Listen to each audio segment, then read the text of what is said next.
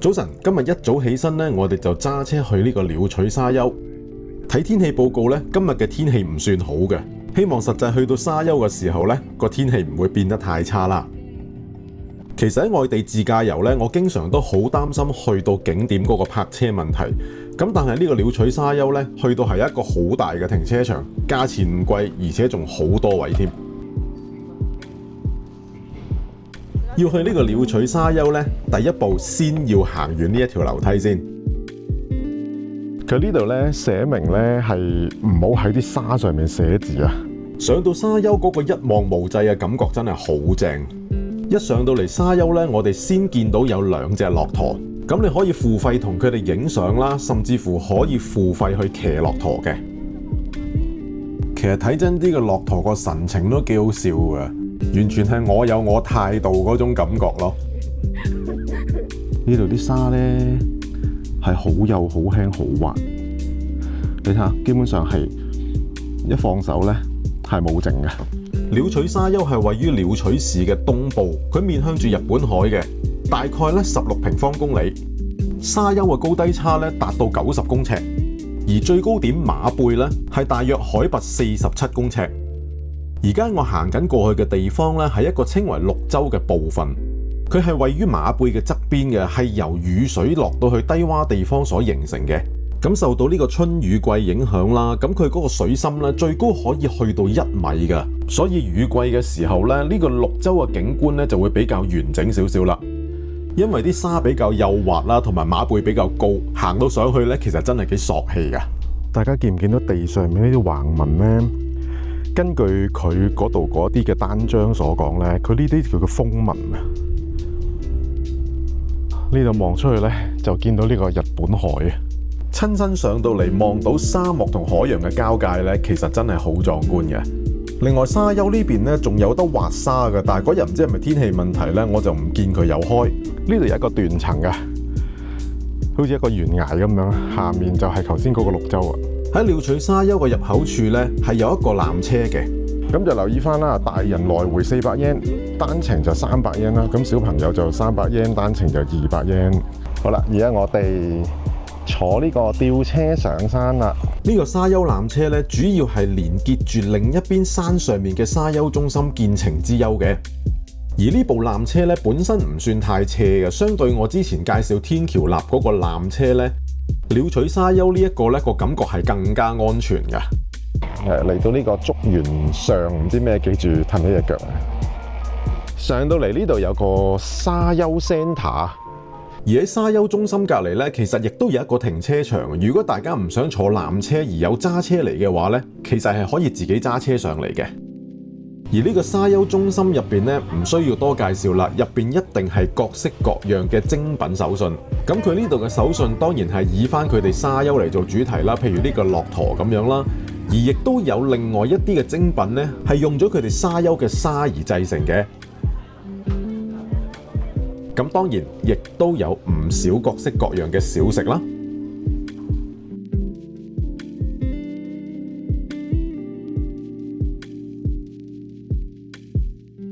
眺望台呢係喺呢個門仔上去嘅，啊，電梯呢一度呢個門仔喺呢個沙丘 Centre 嘅頂層呢，就會有一個呢啲眺望台俾大家可以從高處望下呢個沙丘。而喺沙丘中心入邊呢，亦都有一間餐廳嘅。適逢呢個午飯時間，咁我哋當然食埋個飯先啦。我喺度叫咗佢哋一個嘅沙丘海鮮檔2300 yen。2300 yen。但係佢哋有一個梨嘅雪糕呢，我自己就覺得一般啫。逢親呢一種到站唔會停低嘅纜車啦，你上車嗰刻咧都要講求快很準嘅，但係唔知點解咧，我每次都係非常之論盡嘅。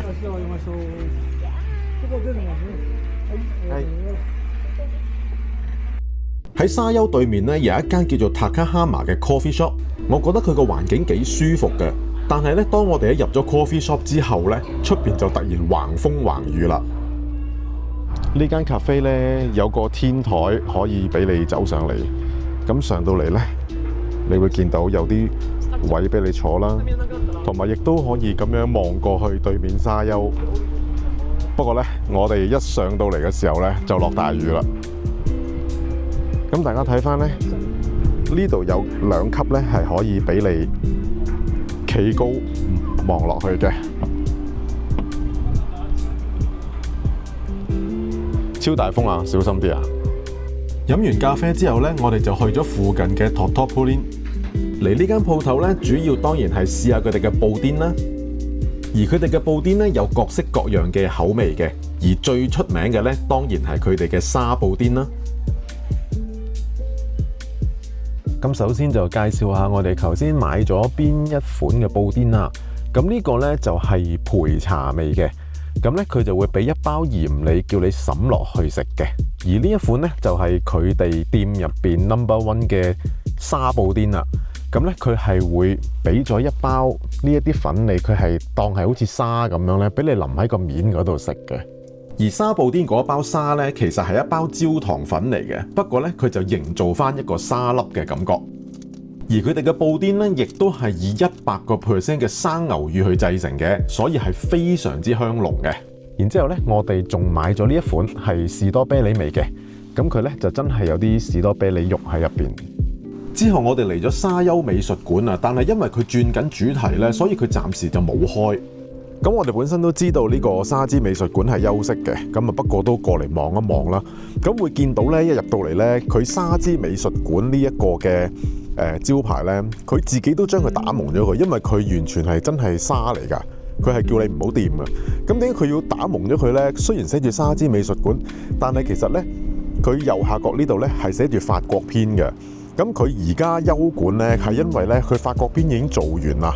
咁佢而家又轉另一個題材，所以佢就打蒙咗佢，諗住再整個咯。咁美術館呢，就係呢個位置㗎啦。藝術方面嘅嘢呢，就唔俾你睇啦，不過手信店呢，就仍然有開嘅，大家一樣可以入去買下手信。離開咗鳥取沙丘之後呢，我哋就揸車去食嘢啦。咁我哋今次去嘅地方呢，就係近來都幾多人討論同幾多人中意食嘅北海道壽司啊。北海道壽司本身都有幾間分店，而且聽人講咧，經常都排長龍嘅。咁但係可能我哋當時去嘅時間其實唔湯唔水啦，大概4至5點到啦，所以我哋去到咧，其實係冇乜人係直接入場嘅。食物質素方面咧，我自己覺得真係唔錯嘅。如果大家順路嘅話咧，其實我覺得係絕對可以去食下。而佢哋即刻整嘅嗰個玉子燒咧，真係超級厚，好正好正。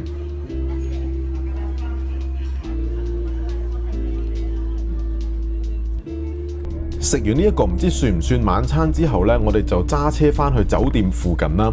咁揸到翻去呢，其實都已經天黑噶啦。咁揾咗一個比較大型嘅超市，買埋少少日用品同埋宵夜之後呢，咁今日嘅行程亦都完結啦。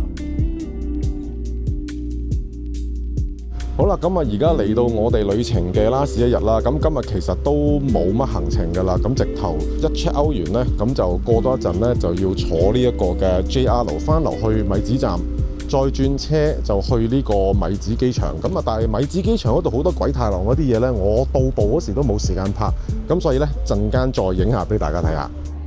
我哋嘅早餐呢，嚟咗呢一間 Sulaba Coffee， 咁佢其實呢係鳥取呢一度一間好出名嘅 coffee shop， 係連鎖店嚟嘅，等於好似 Starbucks 咁樣樣，周圍你都會見到嘅。雖然話係食個早餐啦，但係佢嗰啲甜品個樣實在太吸引啦，所以我哋都係食甜品居多嘅。雖然我真係好唔捨得鳥取呢個咁寧靜嘅地方，咁但係呢都要離開啦。咁我哋咧就坐 JR 由呢個鳥取站翻落去米子站嗰度，然之後咧就轉機場巴士，直接去米子機場啦。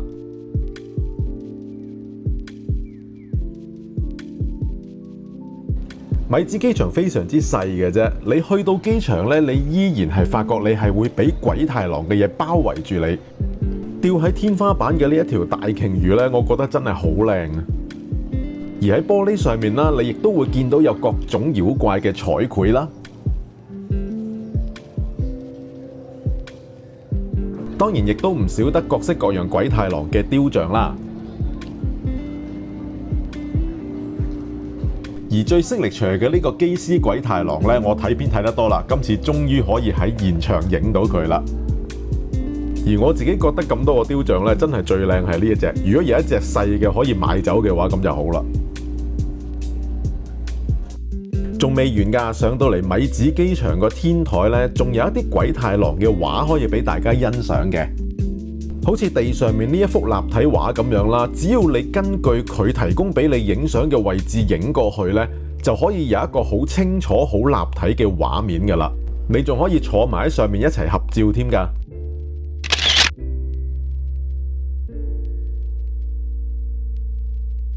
而喺天台前面嘅深處呢，亦都有2幅立體畫嘅。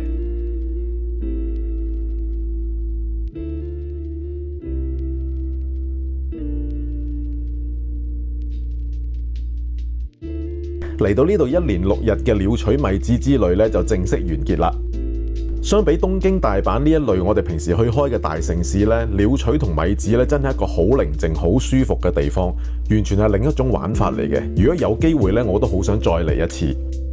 我亦都好多謝大家睇到呢一集。如果大家中意影片，歡迎 subscribe 我 YouTube channel、comment、like 同埋 share， 撳埋隔離個灰色鐘仔，咁下次有新片呢，大家就即刻知啦。約定大家，我哋下一個旅程再見，拜拜。